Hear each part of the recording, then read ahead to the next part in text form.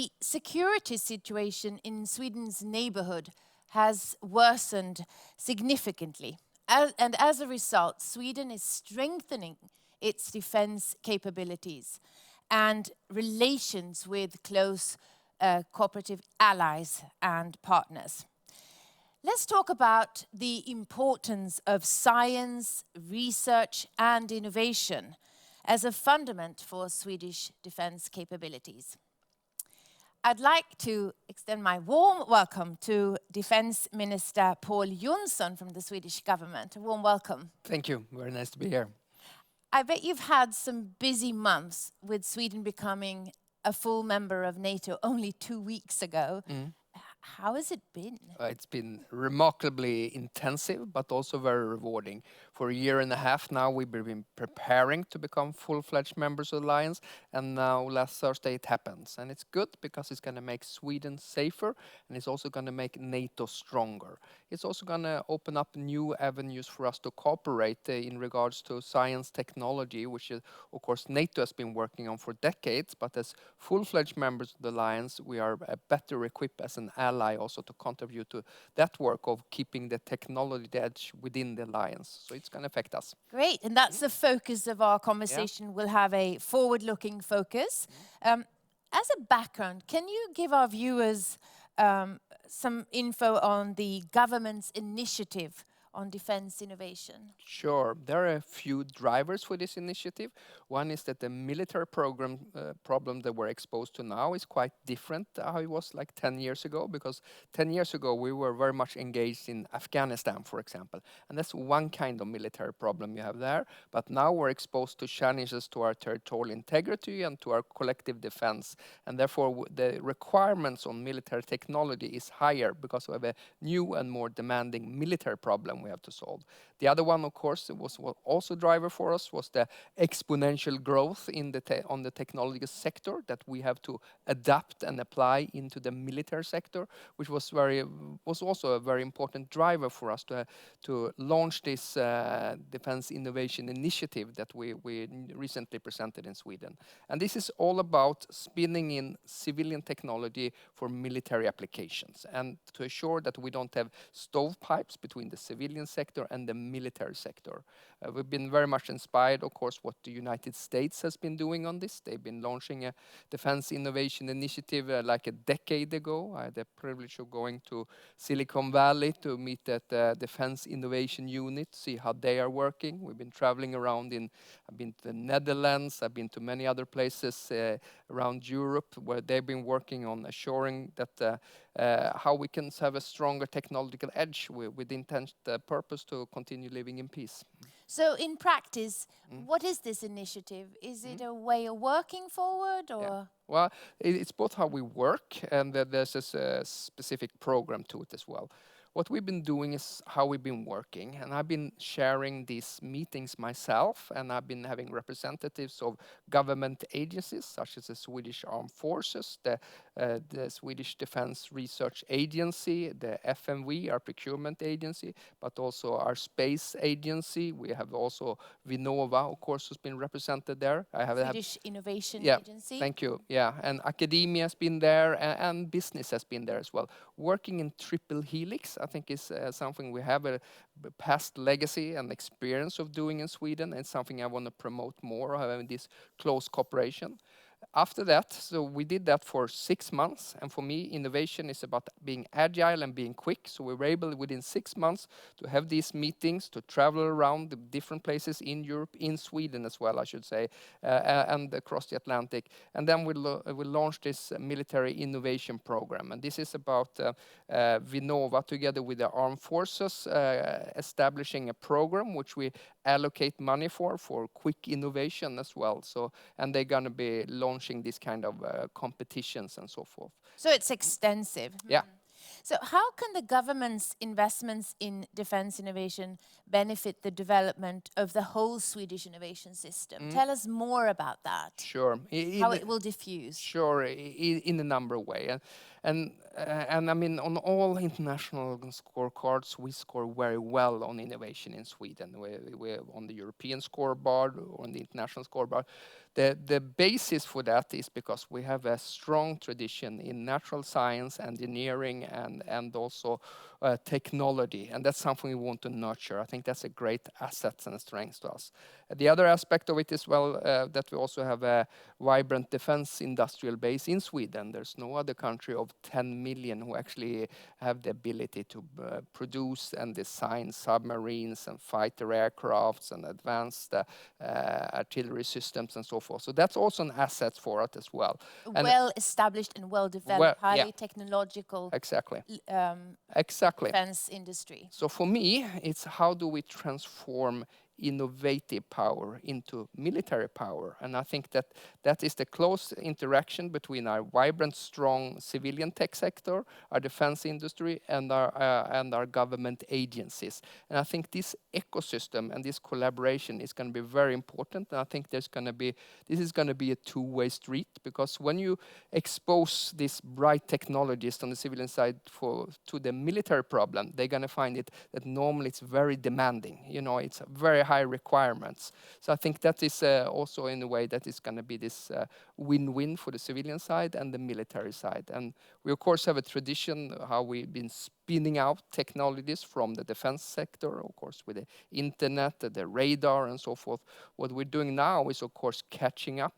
We who work in the military side on the civilian side to ensure that we can spin in the technology that is developing so quickly now, particularly in the private sector as well. It's great to remind ourselves that the internet came out of American defense innovation projects. If I could just mention one more driver who's been extremely important for this, is the lessons we're drawing from the battlefield in Ukraine, which has been, if it's something that I think been giving the Ukrainians the edge, is their ability to innovate. And I've been there 3 times during the war, and I've been visiting various innovation hubs they've been having. And when there's war, you're exposed to a lot of problems, a lot of military problems that you need to solve. And normally an innovation cycle in the defense sector is at least 5 years. And when you have these big platforms, it can actually take up to 30 years. But fighter aircraft or something. For a fighter aircraft or a submarine. But the Ukrainians, what they're doing things in 2-3 months, what would take us at least 2-3 years. So there's a lot of things that we can be inspired by the Ukrainians. And I went to a company that produces drones in Ukraine, and they said that, well, normally every year we have 30 innovation projects or R&D projects a year. Now we have 30 a month. And one of the things that they've been doing also is they try a lot, and then they kill a lot of projects as well. So they're very agile, and that's inspiring for us as well, the lessons learned from that Ukraine is strong when it comes to innovation. So what I hear you say is that the whole innovation system will benefit both from new technologies, cutting edge technologies that are tested and have really high requirements, but also the way of working and the not modern way of agile working, speedy iterations, and trying a lot and sometimes failing. Absolutely. So two things. And the resources as well, because we're of course beefing up resources when it comes to military R&D as well, and the launch of this military innovation program. So fresh money and capital is coming also from the military side. I of course had the pleasure of visiting Silicon Valley, and the whole thing how Silicon Valley started was of course from the defense sector and Stanford University. So now I think very close interaction, but the roles are a bit changing, because now it's the civilian side who's the leading, but now also the military side is more engaged into it, because we have different and new, more challenging military problems that we're exposed to. So close cooperation within research as well. Absolutely. Tell us more about how groundbreaking new technologies, how they can play in future security efforts. You mentioned Ukraine, but what are the technologies perhaps that our viewers are interested in learning more about? Well, if I would put out 3 technologies I think are very important for us, is of course AI, which I think is playing a tremendously important role in the battlefield in Ukraine, because it provides you with guidance for making decisions, and particularly for planning. I think it's been really indispensable. Space-based assets has been very, very important during this war as well, both for identification and targeting, but also for because the battlefield in Ukraine is very much transparent. The Ukrainians, I think, have a good understanding of where the Russian assets and capabilities are. So, but space-based assets, and of course for the resilience of communication, for Starlink, and I think it's been tremendously important. It's something we also have to adapt to for our forthcoming defense bill. A third point I want to point out as extra important for the military field is autonomous systems. And of course here we're seeing, of course, how important drones are, and we are seeing it, of course, in the air in eastern Ukraine and all over Ukraine. We see it also under the water and on the surface as well. So autonomous vehicles of different kinds. Absolutely. I think those areas, space, autonomous vehicles, and AI are going to be tremendously important also for the future into the defense sphere as well. Of course, the former chief of staff in the U.S. Armed Forces, General Milley, said that maybe a third of the U.S. Armed Forces in a decade is going to be autonomous. So we are really here at the pivotal time also for adopting autonomous systems into the defense side. Both for precision and for saving lives? Yeah, of course. I mean, that's great merits with drones, of course, is that you don't have to expose your soldiers to the military risk. Instead, you use the drones. And I think one of the things also you need to be cognizant about is how you protect yourself from incoming drones. And we have strong technologies in Sweden, not so much just on drones, but also on, for example, electronic warfare and things like that. Can we return to what you mentioned about the war in Ukraine being transparent? Tell us a bit more what that means, because I think it also is an analogy also to the innovation system, that everybody knows everything. So then who wins this? This war is, to my mind, is a combination between World War I. You see in the trenches, and you see in the war of attrition. This is a war of warehouses because you need a lot of ammunition. You need air defense systems. You need mass on that. But it's so that's why old style. Old style in one way, but the Third World War in another, and that's because how crucial these autonomous systems has been. The drones, we've seen drones before in Afghanistan. We've seen them in Sudan. We've seen them in Syria and so forth, but not on this scale and volume. And the development is going extremely quickly in that regard. As I said, space-based assets has been very important for targeting.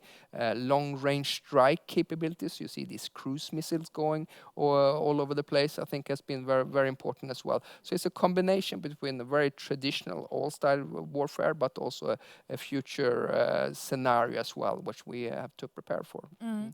So within these areas that you just mentioned, AI for decision making, autonomous systems of different kinds, and also space technology, how well equipped is Sweden, and how do we ensure that Sweden is at the forefront of innovation within these areas? Sure. One of the things is, of course, to shorten the time between you identify a target and you can actually attack it as well. So that chain of command is something that's being important.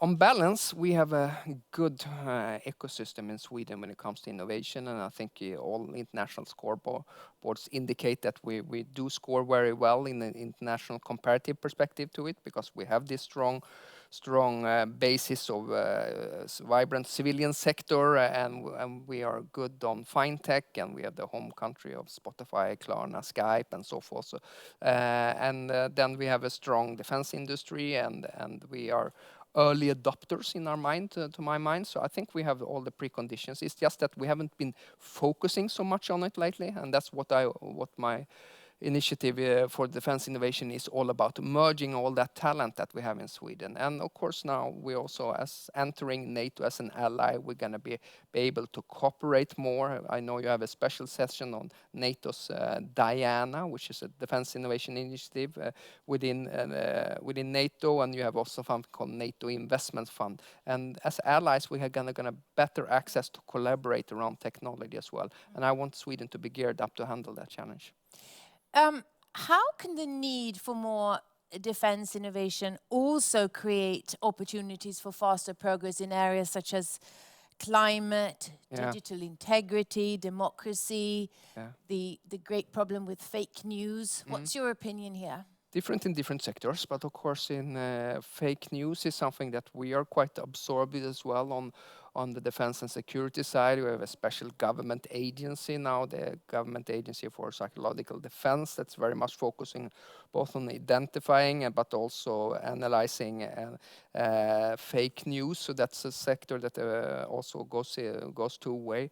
I think the whole technology side, there is, I know companies who have 90% civilian applications and 10% military sides, but they say from working in the military sector, they spin in a lot of experiences there, because we were alluding to and talking before that the requirements in the defense sector is quite challenging. So if you are up to those challenges, you will have access into the civilian side. So I think there's many ways that this is going to be a win-win situation for the civilian side and the military side. The message is, of course, that the military side now is more engaged into adopting and absorbing the civilian progress, and I think that the interaction is going to make us all stronger. And what would you say is the most critical success factor for finding ways to work and collaborate in new and innovative ways? What's crucial here? Sure. I think we in the defense sector has a lot to learn, because going into the defense sector, that's as we said, we have these acquisition programs who are very long. They can be a high entry or barrier to getting into them. There's a lot of hard for small companies. Hard for small countries. A lot of secrecy and so forth. And we on the defense sector have to be more open and transparent. Also, I made the point of going to Kista a few weeks ago to meet a lot of folks in the civilian side to say, we need your help. We are exposed to a military problem here, and we can all join forces to help support Ukraine, but also protect Sweden, and to get those people into also to working on the military side, I think will be very helpful. Kista is a science tech park north of Stockholm. Our Silicon Valley, maybe. But very briefly, how much is that a mindset shift in the military industry? Quite a big journey for us as well. I always say that we can have all the strategies we want in this area, but we all know that culture eats strategy for breakfast, and that we also have to have a different mindset, I think, in at least two ways. One is that we have to be prepared to fail as well, because when you're going to be doing innovation, you're going to be taking risks, and that's necessary as well. So being having an openness also for failure as a part of the process. The other one is the lead times as well that we've been talking about as well. Before we had very little money, but we felt that we had lots of time. But today we don't have as much time because the security environment has deteriorated so much. So there's a sense of urgency into our systems, which we are adopting to as well. So I think those are some of the things that as far as culture goes. If I could just mention one thing, I went both to DARPA, which is of course the US long-term R&D for the military side as well, and they're saying technology now is so disruptive and is moving so fast. So our ability to look into the crystal ball and say what's going to happen in 10 or 15 years is going to be much more difficult because it's changing so much. But one thing is sure as well: if you want to be innovative, you have to be quick and you have to be agile. And they had this favorite new expression of mine, and one way to make sure is that things happen is also to aggressively attack bureaucracy, because that is something that can kill creativity and innovation as well. Slow things down. Slow things down as well. And right now we want to act quick, not slow. You mentioned the NATO's Diana program, the Defense Innovation Accelerator for the North Atlantic, on shaping sustainable innovation systems. And tomorrow, we will have a special session on that, like you mentioned. It's tomorrow at 1 p.m. Central European Time. You'll all have the opportunity to learn more. Is there any question, Minister Jonson, that you would like to include in that panel? Yeah. Well, I think it's send the question to my folks on the defense side if we're up to the challenge or working with a vibrant sector, because it means that we're going to be operating out of our comfort zone, and that's good. But it's also challenging my own sector in being open, being transparent, and being able also to take risks. I think that is one of the things of the key for it. What I do notice now, which I'm very encouraged about, is there's much more interest now in working with the defense sector than it was a few years ago. And I think that the war in Ukraine has changed that paradigm quite well, because they understand also how important defense technology is for keeping countries safe. And I think that the moral high ground and that paradigm has changed after the war in Ukraine. I never met a minister before who said that he or she prefers to work outside of their regular comfort zone. So I think that's a great tribute to your attitude and mindset. Thank you. Thank you so much, Thank you. Minister Paul Jonson, for joining. Thank you. It was a pleasure. Thank you very much. Thank you.